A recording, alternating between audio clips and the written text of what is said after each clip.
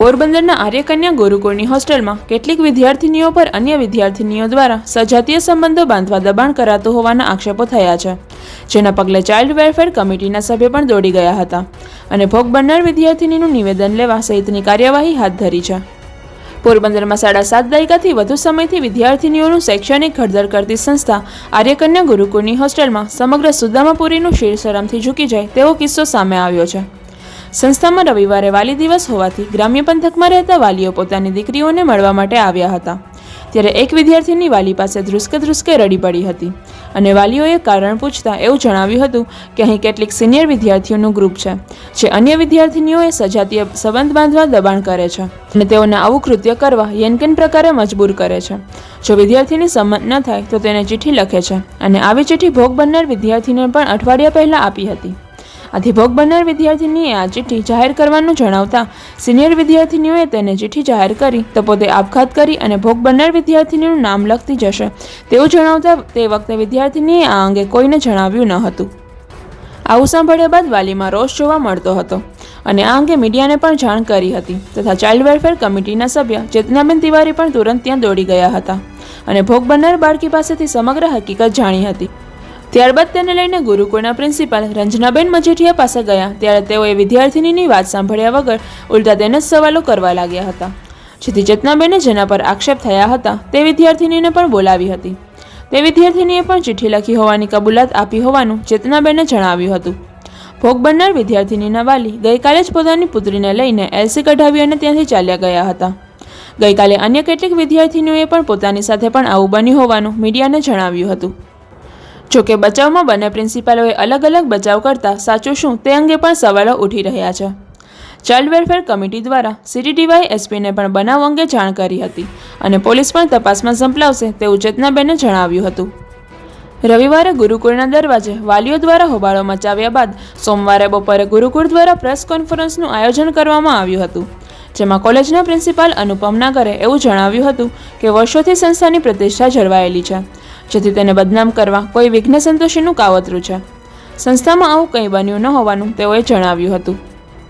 Press કોન્ફરન્સમાં અનુપમ નાગરના બયાનથી તદ્દન વિપરીત બયાન આપતા પ્રિન્સિપલ રંજનબેને મીડિયાને એવું જણાવ્યું હતું કે ભોગ બનનાર વિદ્યાર્થીની 1 માસ પહેલાં જ હોસ્ટેલમાં એડમિશન મેળવ્યું હતું, પરંતુ તેને અહીં ફાવતું ન હતું. આથી અહીં ન રહેવું હોય તે માટે પણ તેણે આવી સ્ટોરી ઘડી હતી અને ચિઠ્ઠી પણ પોતે જ લખી હોવાનો બચાવ કર્યો હતો. પરંતુ ફક્ત હોસ્ટેલમાં ન રહેવા માટે કોઈ વિદ્યાર્થીની આટલી હદ સુધી ન જઈ શકે તેવા સવાલો પણ થઈ રહ્યા છે. આ અંગે ચાઇલ્ડ વેલફેર કમિટીના પ્રમુખ અતુલભાઈ બાપોદરાએ જણાવ્યું હતું કે આજે મંગળવારે ભોગ બનનાર વિદ્યાર્થીનીને ચાઇલ્ડ વેલફેર કમિટી દ્વારા બોલાવવામાં આવશે અને તેનું નિવેદન લેવામાં આવશે અને આક્ષેપ થયો છે તે પણ સગીર હોવાથી વિદ્યાર્થીઓનું ભવિષ્ય ન બગડે તે માટે ફરી આવું કૃત્ય ન કરે તે માટે સમજાવવામાં આવશે. CTTY એસપી નીલમબેન ગોસ્વામીને એવું જણાવ્યું હતું કે મહિલા PIને તપાસ માટે મોકલ્યા હતા, પરંતુ વાલીએ ફરિયાદ કરવાની ના પાડી છે.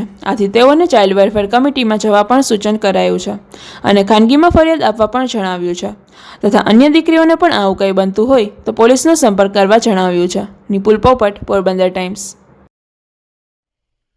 नमस्कार, मैं डॉक्टर अनुपम नागिर, संस्था का मानद प्रभोस्ट हूँ आर्यकन्या गुरुकुल। जो कल जो विवाद सामने आया है उसके बारे में स्पष्टता ये करनी है कि सारी जो बात है वो मनगढ़ंत है, बेबुनियाद है, आधारहीन है। ये आर्यकन्या गुरुकुल है जहाँ पे हम सत्य, धर्म, शांति, प्रेम और अहिंसा के जो वैश्विक मूल्य हैं उन मूल्यों पे हम चलते हैं और बच्चों में वही प्रस्तुत हो, वही उनके जीवन का मूलभूत चरित्र उसके माध्यम से बने, यही हम सबकी, हमारी पूरी टीम गुरुकुल की यही कोशिश रहती है। ऐसी कोई घटना न घटी है न कभी घटेगी। हमें अपने सारे कर्मचारियों पे पूरी श्रद्धा है, पूरा विश्वास है कि वो जो भी कार्य करते हैं वो सत्य, धर्म, शांति, प्रेम और अहिंसा के वैश्विक मूल्यों को उनमें ये सर्जन उनमें हो, इसलिए ये कार्य किए जाते हैं। ये कहानी किसने गढ़ी है? मनगढ़ंत है कहानी तो किसने गढ़ी? इसके पीछे कौन क्या था सर? पहले ये बताइए, पूरा मामला क्या था? मामला मात्र इतना ही है कि बच्ची ने कुछ आक्षेप करे हैं, तो उन आक्षेपों के तहत जो है पूरा बाकायदा उसकी जो है छानबीन हमारी आर्यकन्या गुरुकुल के आचार्य हैं डॉक्टर रंजना मैडम, उन्होंने पूरा उसकी जो है उसकी तह तक गई हैं और तह में जाने के बाद ये बातें उजागर हुई हैं कि बच्ची ने जो है ये सारी कहानी बनाई, क्योंकि उनको आश्रम का जो माहौल है वो उसमें कहीं ना कहीं अपने आप को अनुकूल नहीं कर पा रही थी। आश्रम का जीवन हम सब जैसे कि जानते हैं थोड़ा कठिन होता है, मुश्किल होता है। कुछ बच्चे अपनी खुशी से यहाँ रहते हैं, कुछ बच्चे कभी कभी ऐसा है कि पेरेंट्स की इच्छा होती है कि बच्चे यहाँ रहें, तो यहाँ ऐसा प्रतीत हो रहा है कि जबरन बच्ची को यहाँ पे आश्रम में रखा गया, और चूंकि उसको यहाँ का वातावरण अनुकूल नहीं हो रहा था, इसलिए इस तरह का उन्होंने कहानी का सहारा लिया और इस तरह से संस्था को बदनाम करने की ये चेष्टा करी है। सर क्या कहानी बनाई थी? कहानी तो बस यही है कि कुछ अकुदरती काज जो है संस्था में हो रहे हैं, ऐसा उनका आक्षेप था, लेकिन ऐसा कुछ है नहीं। ये आधारहीन है, बेबुनियाद है और सरासर जो है गलत बात है। लड़की ने एक चिट्ठी भी दी है जो भोग बनना है। जो पत्र का तो क्या है कि ये उसमें ना प्रेषक का उसमें जिक्र है, किसने लिखा, कब लिखा, ये भी उसका उसमें कोई तथ्य नहीं दिख रहा है सर। ये तो जो लेखनी है, जो लिखने वाला कौन है, ये सारी बातें जो है अभी भी जो है मुझे लगता है कि इसकी हमें तह तक जाना चाहिए, तब जाके पता चलेगा कि if you would require we could go in for hand writing expert who could investigate the contents of the letter. But then as far as I'm concerned, the entire thing has been imagined. It's because the student in contention is not happy with the ambience here, because it is a tough, leading a life in Gurukul is tough. यहाँ इतना सरल नहीं है जीना, तो उन प्रतिकूल जिसको वो प्रतिकूल समझ रही थी, तो ये कहीं ना कहीं उन्होंने सोचा कि भाई ये एक मार्ग हो सकता है। बच्चे हैं और बच्चे जो है इस तरह की कहानियाँ अक्सर बनाते हैं जब उनको अपना मनचाहा काम नहीं हो पाता है। ये लड़की एक नहीं है, दूसरी भी 2-3 लड़कियों ने ऐसा बोला है कि ऐसा यहाँ पे होता है। एक भोग बननार के अलावा उसके साथ 2-3 लड़की थी, उसने भी ऐसा बोला था कि ऐसा हो रहा है यहाँ पे। सर आक्षेपों के तो सर पैर नहीं होते हैं। जब संस्था जो है गतिशील है, यहाँ करीबन 80 वर्षों से जो ज्ञान की ज्योत यहाँ प्रज्वलित है, इतने वर्षों में आज तक ऐसा कुछ नहीं हुआ है, तो इस सारे चीज़ों का मैं खंडन करता हूँ और आपको यकीन दिलाता हूँ कि ऐसा कभी ना हुआ। और जब तक हम लोग सब हैं, हमारी पूरी टीम है, इसमें पूरी टीम पे हमें अपने आचार्यों पे बहुत श्रद्धा है, हमारे रजिस्ट्रार साहब पे हमें पूरी श्रद्धा है, आप सब पे हमें श्रद्धा है। आप सब साक्षी रहे हैं गुरुकुल की प्रगति को लेकर, तो मैं आपको यकीन दिलाता हूँ कि ऐसा कुछ नहीं है यहाँ पे। नहीं तो इसका रीज़न क्या है? जब बच्चियों ने अगर ये आक्षेप ही लगे है तो ये से आक्षेप लगाने का रीज़न क्या लग रहा है? अब देखिए, संस्था में मैंने कहा ना, ये जिक्र मैं कर रहा था कि कुछ विघ्न संतोषी होते हैं, कहीं किसी चीज़ को नाराज़ हो, एडमिशन को लेके कुछ नाराज़गी हो किसी की, किसी भी अब किस व्यक्ति के मन में किस बात को लेके नाराज़गी है, तो कुछ जो है उस नाराज़गी को इस तरह का स्वरूप देते हैं।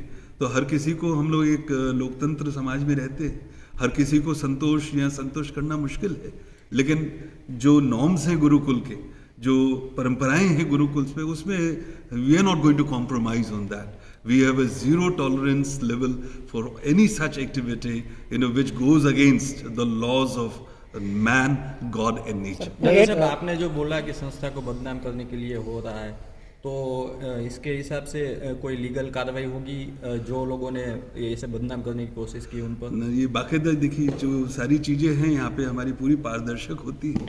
हमारे मैनेजमेंट के साथ हर सप्ताह हम सबकी मीट होती है, टीम मीटिंग्स होती है, और उनके ध्यान में हम ये बात लाएंगे, और जो मैनेजमेंट तय करेगा कि नहीं इसके तह तक हमें जाना है, तो इस हिसाब से भी जो भी लीगल कोर्स ऑफ एक्शन है उसके बारे में विचार किया जाए। आपने एडमिशन का बोला, लेकिन इन लोगों को तो एडमिशन मिल चुका था, फिर भी वो एलसी लेकर वापस चले गए।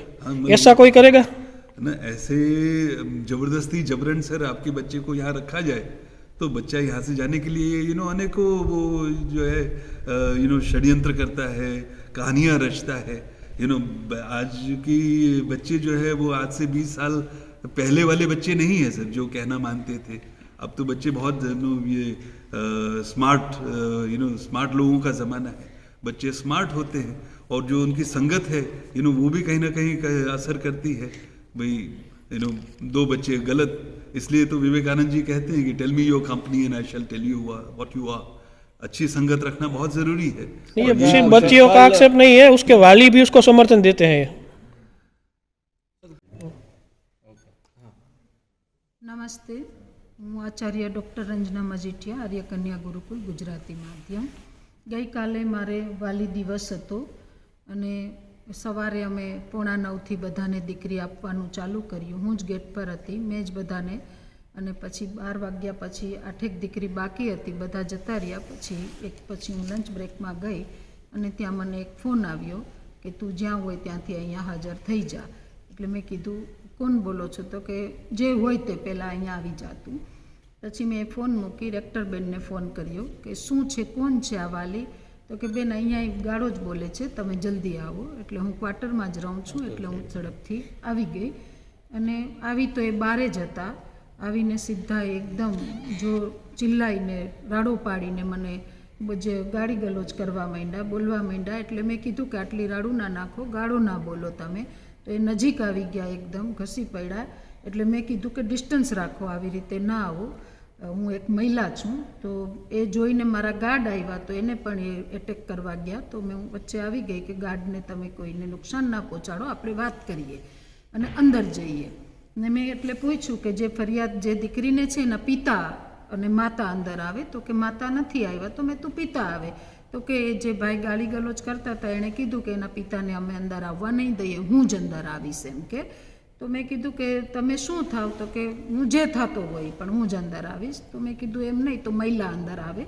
એક મહિલા અને ફરિયાદી દીકરી બે અંદર આવ્યા. મેં દીકરીને પૂછ્યું કે તારે શું ફરિયાદ છે? તો એણે કીધું એના રૂમ પાર્ટનરની 2 દીકરીનું નામ આપીને કે આ દીકરીએ મને ચિઠ્ઠી લખી છે. મેં એને શું લખ્યું છે? તો કે હું કહી ન શકું, તો મેં તું મને ચિઠ્ઠી બતાવું તું. તો એ કે અમે તમને ના આપીએ, તો મેં તું મને વોટ્સએપ કરો તો હું જોઉં. એમણે ચિઠ્ઠીને પછી આપીને મેં એ બેનની હાજરીમાં બધું એને પૂછ્યું અને મેં જે દીકરીઓની ફરિયાદ હતી એના નામ લખ્યા અને મેં તો આના પર કાર્યવાહી કરશે, કમિટી બેસશે અને બધું થશે. એ આજે 12 છે, આવી જશે. એટલે પછી એ બહાર ગયા અને ફરી પાછા થોડી વાર પછી આવ્યા ને એમ વધારે 2 થી 3 વખત ગાલી ગલોચ બધું ખૂબ ગાળો એટલી ગંદી કે હું બોલી નહીં શકું આપની સામે. જે પર્ટિક્યુલર મને તુકારે કહીને ખૂબ ગાળો દીધી, ખૂબ ગંદુ બોલ્યા. પછી એમને કીધું કે તમને બોલાવી દો અમને એ દીકરીને હમણાં જ. એટલે મેં વાલી જે દીકરી બહાર ગઈ હતી એને ફોન કર્યો, એ દીકરીને લઈને આવ્યા અને મેં એમના જે ફરિયાદી છે એ મહિલા, એમના વાલી મહિલા વાલી અને ફરિયાદી દીકરી એને સામે બેસાડ્યા. એણે પૂછ્યું કે આ ચિઠ્ઠી? એટલે પહેલી 2 દીકરીઓએ કીધું કે ના, અમે આ ચિઠ્ઠી લખી નથી, અમે કોઈ દી એની સાથે કાંઈ કર્યું નથી. એમણે એની વાત રાખી આની. પછી મેં બેનને કીધું કે હવે તમે આ બધું કંઈ સાબિત થતું નથી, કંઈ કર્યું નથી. એ એમ કહેતી વારે કે મારે ભાગી જવું છે, અહીંથી રહેવું નથી, તો મને કોઈક આઈડિયા આપો કે હું અહીંથી બહાર વહી જાઉં, તો મને મારી મમ્મી નહીં તો મને લઈ જશે નહીં.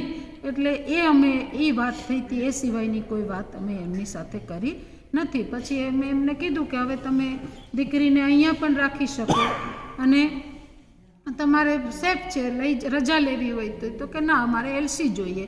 તો મેં તું આજે સન્ડે છે, એલસી ના નીકળે? તો કે ના, અમને આપી દો. એટલે એલસી આપી દીધું. એમણે કીધી કે ફી પાછી આપી દો. તો મેં કીધું એ તો આજે રવિવાર છે એટલે એકાઉન્ટ વિભાગ હોય નહીં, તમને કાલે મળી જશે.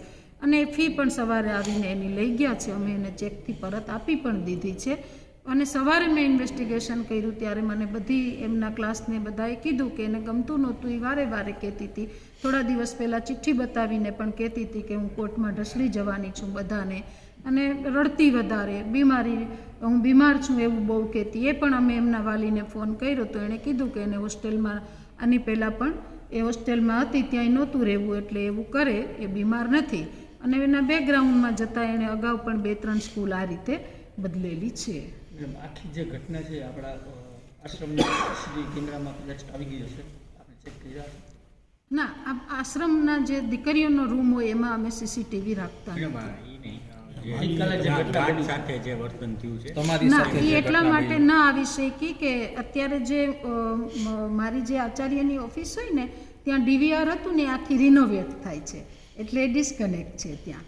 નહીં તો કેમેરો છે ગેટ પર, પણ એટલે ના આવી શકી. એટલે આખી સ્ટોરી છોકરીઓ પોતે જ ઘડી કાઢી એવું કહો છો તમે?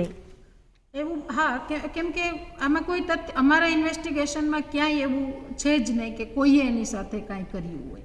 ઉલટાનું બીજે દીકરીઓ એમની ફરિયાદ કરે છે કે એ આવું કહેતી હતી કે મારે અહીંયા રહેવું નથી તો મને જવા માટે હું શું કરું એમ. કોઈ ખાલી ન રહેવું એના માટે આવું ઊભું કરી શકે એવું લાગે છે તમને કે આટલી હદ સુધી કોઈ જઈ શકે ખાલી અહીંથી ઘરે જવું એના માટે? આ યુગમાં બાળકો શું કરી શકે એ તો આપણા માટે પણ કલ્પનાથી પરે છે ને સર. અને આમાં વાલીઓ સમર્થન આપે છે, જે વાલી છે એ એ સમર્થન તો આપે આજે પિતા તો માતા પિતા તો એની પુત્રીના જ સમર્થનમાં જ રહીએ ને. એ તો જેની પર આક્ષેપ કર્યો છે સર એના માતા પિતા એની પુત્રીના સમર્થનમાં રહીએ, આ એની પુત્રીના સમર્થનમાં રહીએ. આપણે તો તટસ્થ રહીને કરવાનું હોય અમારે કક્ષાએ. તો તમને કેટલી દીકરીઓને આવી ફરિયાદ મળી છે? કોઈની નહીં, અત્યાર સુધી એ કોઈની નહીં. આજે જ આ એક ફરિયાદ ગઈકાલે, એટલે પહેલી વખત, કોઈ દિવસ નહીં. ને સંસ્થા તરફથી જે તમે કીધું તપાસ કરવામાં આવી, કોણ હતા એમાં તપાસની અંદર? એમના જ વાલીને, જે ફરિયાદી છે એના વાલીને બેસાડી દીધા હતા કાલે. પછી અમારી આશ્રમની કમિટી, પછી અમે સવારે સિનિયર ટીચર્સની કમિટી બધાએ કાલ આના લોકોના ફરિયાદમાં તો મેં જે દીકરીએ ફરિયાદ કરી છે એના મહિલા વાલીને જ કે તમારી હાજરીમાં જ પૂછીએ, એટલે તમને એમ ના થાય કે બેને એને ના પાડી છે કહેવાની, કે આવું કોઈ જ વાત ના આવે. આમાં રેક્ટર પણ જે છે એના એ પણ સામેલ છે, એમની નેજા હેઠળ થાય છે, એમને પણ ખબર છે, છતાંય કાર્યવાહી નથી થઈ એવું પણ ના ના, બિલકુલ નહીં.